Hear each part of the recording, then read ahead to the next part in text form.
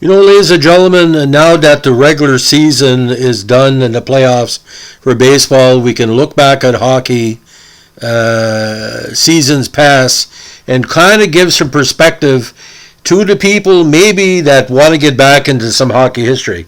Now, we all know I've posted numerous things on my podcast channel about the ineffectiveness of the Toronto Maple Leafs. Now, to give credit where credit is due, not many media want to bring this up, but I'm going to bring it up again.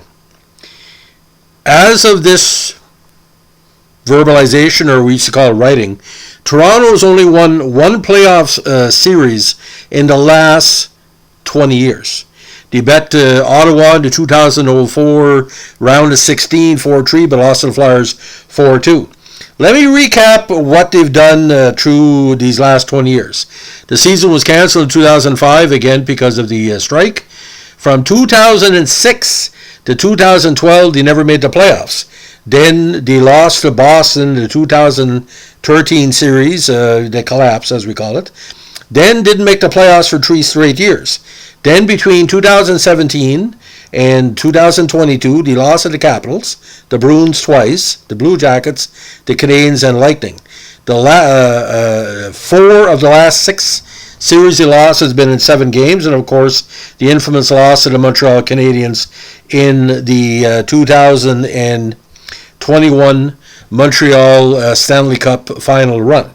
Now, overall, from the start of the franchise to 2022, again, this is just in the playoffs.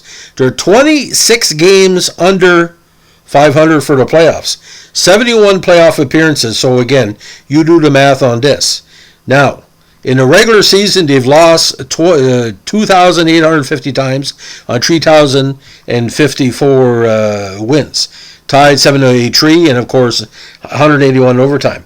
Their postseason record is probably statistically one of the worst of all time. Now, because Toronto won a lot of series back in the day, it was only in 2022 where they finally went back to 500. They're 58-58 in the postseason. Now, to give you some real history, why there is still some Toronto fans out there, between 62 and 64 and 67, they won the Stanley Cup.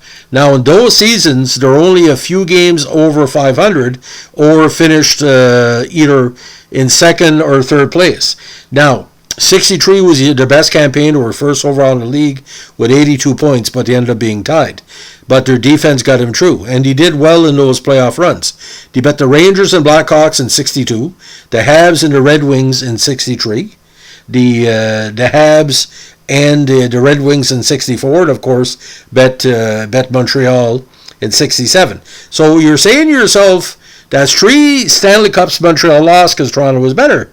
But Dave Keon and the different players there were strong. Jean Beliveau once told me that Toronto was well deserving of those 4 rings. And when I talked to him, he held up 4 fingers and I said, what do you think about losing the Leafs? He said, that's 4 rings that should be here. So Montreal should be at 28 Stanley Cups, give or take. What about for Toronto? Like in the 60s, Toronto had a good team, good defense, good young players. You had young players like Eddie Shack. You had the strong defense. Tim Horton was around. It's a team could be respectful. But I hate to tell you, I'm 57. So the fans in 2022 have no idea how good Toronto was from what you call a money team or a playoff team. Yes, ladies and gentlemen, Toronto Maple Leafs were a playoff team, money team back in the day. But you're saying to yourself, why is there so many Toronto Maple Leaf fans that deny the ineptitude of the squad the last 20 years? Well, here's what's going on. The media, CBC, Sportsnet, all the different media, they kowtow to the Maple Leafs. They figure that's where the majority of fans is. But if you drive McDonald's down your throat, you're not going to go to the Keg or Montana's a better steak or a better burger, right? Initially, CBC had banned the Montreal Canadiens from Hockey Night in Canada, thinking Toronto Maple Leafs were going to have the next dynasty. And you know what happened there? I talked about it in a previous podcast. A lot of jobs were lost. As it stands right now, Toronto, although I'm very glad to say they won the last few games, Montreal is continuing to improve. What happens In 2023, if the Montreal Canadiens plays Toronto in the playoffs again, and Montreal beats them again, well, I wouldn't be surprised. But if Toronto beats Montreal, I mean, does that make up for, 20 years without doing fuck all? No. But like I said, if you have no idea, let's say you're just a person on our channel from Arizona or New Mexico or Sweden or Bolivia, where hockey is either a secondary sport or not really talked about. Phoenix doesn't even have an NHL team, and you have a team in the NHL. Yeah. Thank you, John Chaika. That's a plug. That junior A player I covered at Woodstock ruined Arizona, but that's another story altogether. The idea is there, ladies and gentlemen, Montreal, just like the Green Bay Packers, the 49ers, Dallas Cowboys, all the NFL marquee teams, the Buccaneers lately, the Patriots, they've won. They've lost more than they won, or in the case of Patriots, they should have won a few more Super Bowls, but lost to the Giants and tough. But you can understand why they have fans. But is it because Toronto is racist against the Montreal Canadiens fans because they're not really, they don't put up with losing? Because the Montreal Canadiens, for years, almost lost the franchise because they didn't make the playoffs. If anything with Toronto, it made the franchise bigger.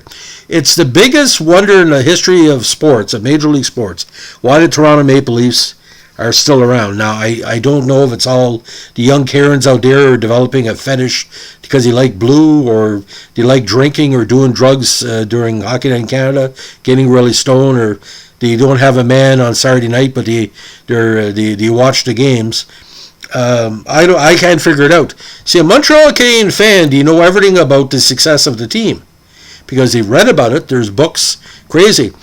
I want to ask you, if you're a Montreal Canadiens fan, do you remember the victory against St. Louis in 68 and 69? Of course you do.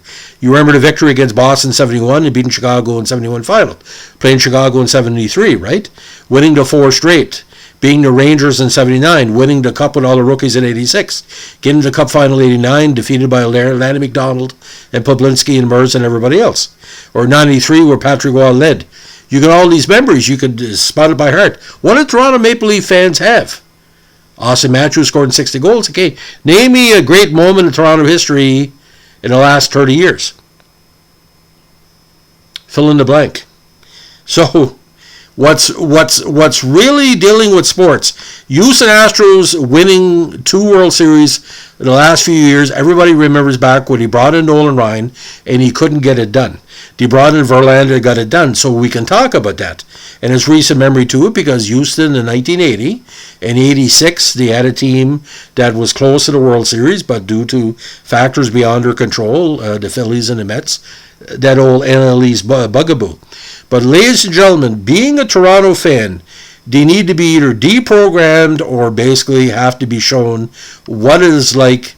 If you're going to take up for Toronto, give respect to the dynasty of the 40s. Give respect to the dynasty of the 60s. Give respect to the 1951 Cup. Do not go around and thinking that a regular season record of second or third place, like a crazy woman I met in Woodstock, New Brunswick many years ago. He said, "Oh, we should just give Toronto the Cup." That's not what happens in the real world. You think that the Patriots deserved the Super Bowl the last couple of years, getting rid of Brady, bringing in that no-name. They don't deserve the Super Bowl. Can you imagine? Somebody went in the middle of a bar at a Buffalo Bills game. That's a plug, my buddy Larry Sanchez, my new friend from the New York region. If my buddy Larry Sanchez would hear something like that, Larry would probably say that guy's looking to be killed. Nobody says you should give the Montreal Canadiens the Cup. The famous line by a local car dealer in Woodstock, New Brunswick, while they lost in the final. That's, I mean, who the hell says that? Yes, we got there. That's the question. It's 4 series.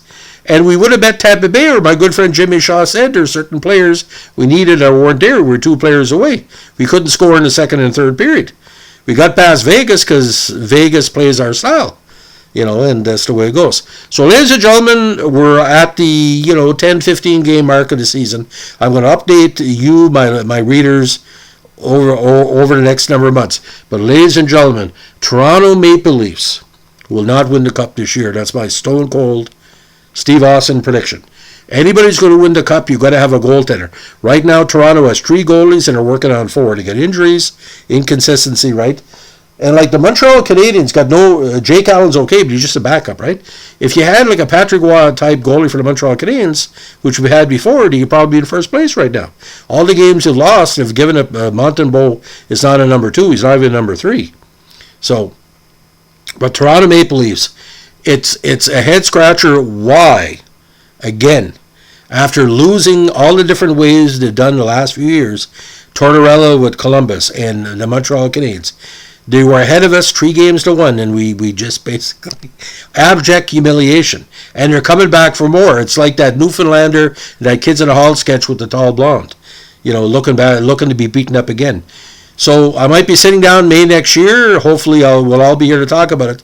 And if Montreal beats them again, rinse, recycle, repeat. They're going to say the same bullshit like they did. Montreal shouldn't have won. It was the referees. Blah blah blah blah blah blah. Anyway, so thanks for listening, ladies and gentlemen. This is my latest editorial on the latest way that Toronto is not going to win the cup this year, like previous years. 1967, 56 years ago, Moses was 40 years in the wilderness. He found a promised land. We're plus 16. The curse of Harold Ballard, the curse of trading Wendell Clark, the curse of Davy Keon, the curse of Frank Mahovlich. Need we go on? They had an opportunity to get Toronto Maple Leafs for Summit 72. Didn't pick Dave Keon. They picked Ron Ellis. Maybe that's the second Dave Keon curse. I don't know. Thanks for listening, and don't forget, cold weather is coming, so get those snow tires on. Have a good night. Bye.